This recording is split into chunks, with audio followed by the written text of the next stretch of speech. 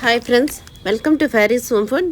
இன்றைக்கி நம்ம பார்க்க போகிற ரெசிபி பாவக்காய் குழம்பு எப்படி செய்ய போகலான்னு தான். பாவக்காய் குழம்பு ரொம்பவும் நல்ல டேஸ்ட்டாக இருக்கும். பாவக்காய்ன்றது நிறைய பேருக்கு நார்மலாகவே பிடிக்காது, கசப்பாக இருக்கும் அப்படின்ட்டு. இப்போ நான் சொல்கிற மாதிரி நீங்கள் செஞ்சிங்கன்னா பாவக்காய் குழம்பு கண்டிப்பாக கசக்கவே கசக்காது, ரொம்பவும் நல்ல டேஸ்ட்டாக இருக்கும். மறுபடியும் நீங்கள் இதே மாதிரி தான் பாவக்காய் குழம்பு சாப்பிடுவீங்க. வாரத்தில் ஒரு நாள் கண்டிப்பாக பாவக்காய் குழம்பு சாப்பிடுங்க, ரொம்பவும் நல்லதுங்க உடம்புக்கு. வாங்க இந்த டேஸ்டியான பாவக்காய் குழம்பு எப்படி செய்யலாம் சொல்லித்தரேன். வீடியோக்குள்ளே போய் பார்க்கலாம். வீடியோக்குள்ளே போய் பார்க்கறதுக்கு முன்னாடி நம்மளுடைய சேனலை சப்ஸ்கிரைப் பண்ணாதவங்க சப்ஸ்கிரைப் பண்ணிக்கோங்க. தேங்க்யூ. பாவக்காய் குழம்பு பண்ணுறதுக்கு பாவக்காய் இந்த மாதிரி கட் பண்ணிக்கோங்க. நான் ரவுண்டாக கொட்டை எடுத்து கட் பண்ணி வச்சுருக்கேன். உங்கள் விருப்பம் தான், நீங்கள் எப்படினாலும் கட் பண்ணிக்கலாம். 3 தக்காளி பழுத்த தக்காளியாக கட் பண்ணி வச்சுக்கோங்க. பாருங்கள், 3 தக்காளி. ஒரு தக்காளி மிக்சியில் நல்லா நைஸாக அரைச்சி வச்சுக்கோங்க. இது குழம்பு திக்னஸ்க்காக தான். புளி ஒரு லெமன் சைஸில் புளி எடுத்துக்கோங்க. புளி எடுத்துகிட்டு ரொம்ப புளிப்பு போடாதீங்க, தக்காளி போட்டிருக்கோம், அதனால் புளி கொஞ்சம் கம்மியாகவே போட்டுக்கோங்க. 1/4 கிளாஸ் தண்ணி ஊற்றி நல்லா புளியை ஊற வச்சுருங்க. அடுத்து 7-8 பூண்டு தோல் உரித்து வச்சுக்கோங்க. அடுத்து 10லேருந்து 15 சின்ன வெங்காயம், அதையும் எடுத்து வச்சுக்கோங்க. இப்போ நம்ம தண்ணி எடுத்து வச்சுக்கலாம். பாவக்காய் கசக்காமல் இருக்கிறதுக்கு ஃபஸ்ட்டு தண்ணியில் ஒரு 5 மினிட்ஸ் பாவக்காய் போட்டு ஊற வச்சிடலாம். பாவக்காவை போட்டுக்கோங்க. முதல்ல ஃபஸ்ட்டு வாஷ் பண்ணிக்கோங்க. அதுக்கப்புறம் கட் பண்ண பிறகு நல்ல தண்ணியில் ஒரு 5 மினிட்ஸ் நல்லா போட்டு ஊற வச்சுருங்க. அப்போ பாவக்காய் கொஞ்சம் கசப்பு தன்மை இல்லாமல் இருக்கும். 5 மினிட்ஸ் நல்லா பாவக்காய் ஊறிடுச்சு. இப்போ வாங்க இதை நல்லா தண்ணி சுத்தமாக ஒட்டை பிழிஞ்சு வடித்து எடுத்துக்கோங்க. பாருங்கள், நல்லா வடித்து எடுத்தாச்சு. பாவக்காய் இந்த மாதிரி ஊற வச்சு வடித்து எடுக்கும்போது பாவக்காய் கசப்பு இல்லாமல் இருக்கும், சாப்பிட்றதுக்கும் ரொம்ப நல்லாயிருக்கும். இப்போ வாங்க நம்ம மண்சட்டி வச்சுக்கலாம். அதில் தான் நான் இன்றைக்கி பண்ண போகிறேன். பாவக்காய் வடித்து எடுத்தாச்சு. 2வது ஸ்டெப் இந்த மாதிரி எண்ணெயில் பாவக்காய் போட்டு நல்லா வதக்கி எடுத்திங்கன்னா அதோட கசப்பு தன்மை போயிடும். எண்ணெய் ஊற்றிக்கோங்க. எண்ணெய் சூடாகட்டும். எண்ணெய் சுடானதும் பாவக்காவை போட்டுக்கலாம். தண்ணியெல்லாம் வடிச்சிட்டு போடுங்க. தண்ணி எதுவும் ஊற்றாமையே நல்லா இந்த எண்ணெயிலே பாவக்காய் வதக்கிக்கோங்க. நல்லா வதக்கிட்டிங்கன்னா பாவக்காய் இது செகண்ட் ஸ்டெப்பு, பாவக்காய் கசக்காமல் இருக்கும். நல்லா வதக்கிக்கோங்க. 90% பாவக்காய் நல்லா இந்த எண்ணெயிலே வதக்கி எடுத்துக்கோங்க. இந்த மாதிரி வதக்கி பண்ணும்போது பாவக்காய் கசப்பு இல்லாமல் இருக்கும். கொஞ்சமாக பாவக்காய்க்கு உப்பு போட்டுக்கோங்க. 1/4 டீஸ்பூன் மஞ்சள் தூள், கருவேப்பிலை கொஞ்சம் போட்டுக்கோங்க. போட்டுட்டு வதக்கி எடுத்துக்கலாம்.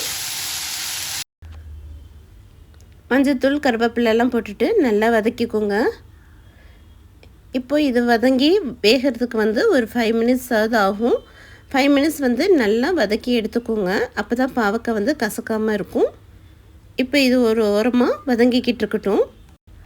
பாவக்காய் வதங்கிறதுக்குள்ளே நம்ம ஊற வச்சுருக்கிற புளியை நல்லா திக்காக கரைச்சிக்கோங்க. ரொம்பவும் தண்ணியாக கரைக்க வேண்டாம், திக்காக கரைச்சி வச்சுக்கோங்க. பாருங்கள், புளி தண்ணி நல்லா திக்காக கரைச்சிட்டு வந்தாச்சு. இப்போ பாவக்காயும் நல்லா வதங்கியாச்சு. பாருங்கள், இந்த அளவுக்கு நல்லா பாவக்காய் வதங்கினதும் 5 மினிட்ஸ் ஆயிடுச்சு, நல்லா வதங்கியாச்சு. இப்போ இதை நம்ம ஒரு பிளேட்டுக்கு எடுத்துக்கலாம்.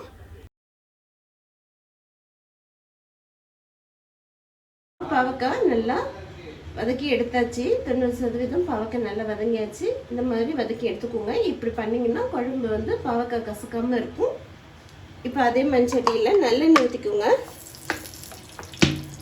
ஒரு 4 டீஸ்பூன் அளவுக்கு நல்லெண்ணெய் ஊற்றிக்கோங்க. எண்ணெய் ரொம்பவும் கொதிக்கக்கூடாது. எண்ணெய் ஜஸ்ட்டு சூடு மட்டும்தான் ஆகணும். எண்ணெய் கொதிச்சுட்டா அந்த நல்ல எண்ணெயோட டேஸ்ட்டு போயிடும். அதனால் கொதிக்க விடாமல் எண்ணெய் சூடானதும் 1/4 டீஸ்பூனுக்கும் கொஞ்சம் கம்மியாக வெந்தயம் போட்டுக்கோங்க. கடுகு 1/4 டீஸ்பூன் கடுகு போட்டுக்கோங்க. கடுகு வெந்தயம் பொரிஞ்சதும் எடுத்து வச்சுருக்கிற 7-8 பூண்டு போட்டுக்கலாம். ஃபஸ்ட்டு பூண்டு போட்டுக்கோங்க. அப்போ தான் பூண்டு போடும்போது ஃப்ளேவர் ரொம்பவும் நல்லாயிருக்கும். பூண்டு போட்டுட்டு ஒரு நிமிஷம் வதக்கி விட்டுக்கோங்க. கருவேப்பிலை கொஞ்சம் போட்டுக்கோங்க. அடுத்து 10லேருந்து 15 சின்ன வெங்காயம் போட்டுக்கோங்க. சின்ன வெங்காயம் போடும்போது குழம்பு கொஞ்சம் டேஸ்ட்டாகவும் இருக்கும். உடம்புக்கும் வந்து சின்ன வெங்காயம் ரொம்ப நல்லது. அதனால் சின்ன வெங்காயம் போட்டு நல்லா வதக்கிக்கோங்க. உங்ககிட்ட சின்ன வெங்காயம் இல்லைன்னா பெரிய வெங்காயம் போட்டுக்கோங்க.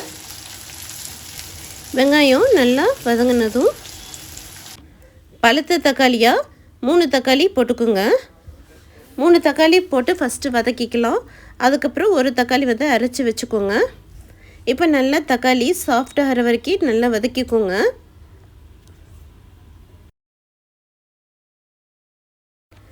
கொஞ்சமாக தேவையான அளவுக்கு உப்பு போட்டுக்கோங்க. உப்பு போட்டு வதக்கும் போது வெங்காயம் தக்காளி நல்லா சீக்கிரமாகவும் வெந்துடும், வதங்கிடும். பாருங்கள், நல்லா வதக்கிக்கோங்க.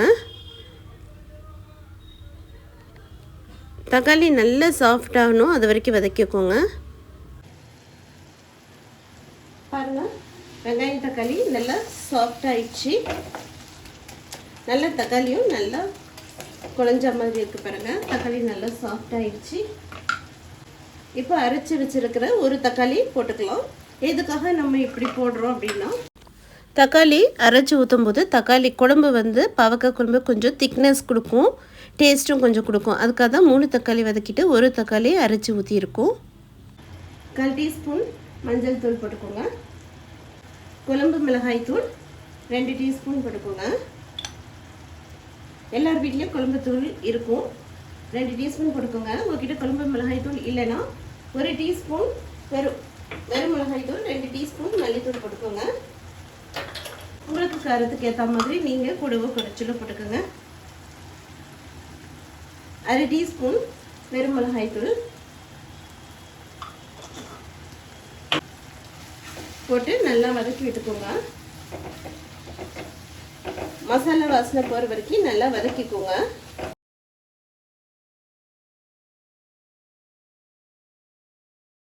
மசாலா போட்டு நல்லா வதக்கியாச்சு. இப்போது 1/4 கிளாஸ் அளவுக்கு தண்ணி ஊற்றிக்கோங்க. ரொம்ப ஊற்றாதீங்க, உங்களுக்கு ஏற்ற அளவுக்கு தண்ணி ஊற்றிக்கோங்க. ஃபஸ்ட்டு நம்ம ரொம்ப தண்ணி ஊற்றிட வேண்டாம், மசாலா வாசனை போகிறதுக்காக மட்டும் நல்லா தண்ணி ஊற்றிக்கோங்க. பாருங்கள், இந்த அளவுக்கு இப்படி இருக்கணும். மசாலா வாசனை போகிறதுக்காக ஒரு 5 மினிட்ஸ் அடுப்பில் சிம்மில் வச்சுட்டு மூடி போட்டு விட்டுருங்க. 5 மினிட்ஸ் ஆயிடுச்சு. பாருங்கள், ஓரெல்லாம் நல்லா எண்ணெய் பிரிஞ்சு வந்திருக்கு. இப்போ நல்லா கிளறி கொடுத்துக்கோங்க. மசாலா வாசனை எல்லாம் போயிடுச்சு. பாருங்கள், இப்போ புளி தண்ணி ஊற்றிக்கலாம். நம்ம எடுத்து வச்சுருக்கிற புளி தண்ணி, திக்கான புளி தண்ணியாக ஊற்றிக்கோங்க. புளி தண்ணி ஊற்றிட்டு நல்லா மிக்ஸ் பண்ணி விட்டுக்கோங்க. இப்போ ஹை ஸ்பீடில் வச்சுக்கோங்க. உப்பு காரம் எல்லாம் செக் பண்ணிக்கோங்க. இப்போது வதக்கி வச்சுருக்கிற பாவக்காய் வந்து குழம்புக்குள்ளே போட்டுக்கலாம். புளி போட்டதுக்கப்புறம் லாஸ்ட்டில் பாவக்காய் போட்டுக்கோங்க. பாவக்காவும் போட்டுட்டு நல்லா மிக்ஸ் பண்ணி விட்டுக்கோங்க.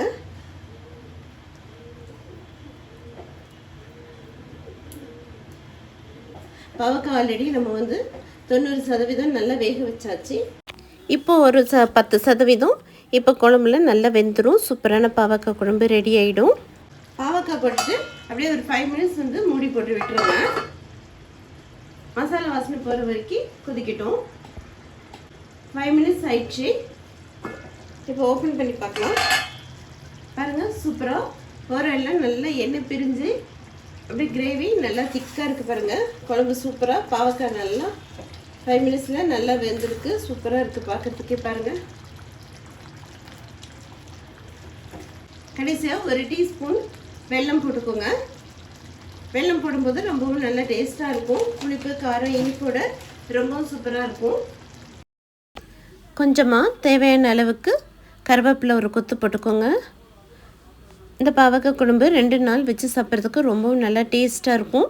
நம்ம சமைச்ச அந்த நாளை விட மறுநாள் சாப்பிடும்போது பாவக்காய் குழம்பு ரொம்பவும் நல்லா டேஸ்ட்டாக இருக்கும். ரொம்ப சூப்பராக பாவக்காய் குழம்பு ரெடி ஆகிடுச்சு. லாஸ்ட்டில் 1 டீஸ்பூன் நல்லெண்ணெய் போட்டுக்கோங்க. நீங்கள் சுட சுட சாதம் சாப்பிடும்போது சாதத்தில் கூட நல்லெண்ணெய் போட்டு இந்த பாவக்காய் குழம்பு போட்டு சாப்பிடும்போது ரொம்ப அருமையாக டேஸ்ட்டாக இருக்கும். பாருங்கள், சூப்பரான பாவக்காய் குழம்பு ரெடி ஆகிடுச்சு. இது ரொம்பவும் நல்லா டேஸ்ட்டாக இருக்கும். நான் சொன்ன அளவுகளோடு நீங்கள் செஞ்சு பாருங்கள், ரொம்பவும் டேஸ்ட்டாக இருக்கும். இதே போல் எப்பவும் செய்வீங்க. இப்போ ஸ்டவ் ஆஃப் பண்ணிக்கலாம். சூப்பரான டேஸ்டியான பாவக்காய் குழம்பு ரெடி ஆகிடுச்சு.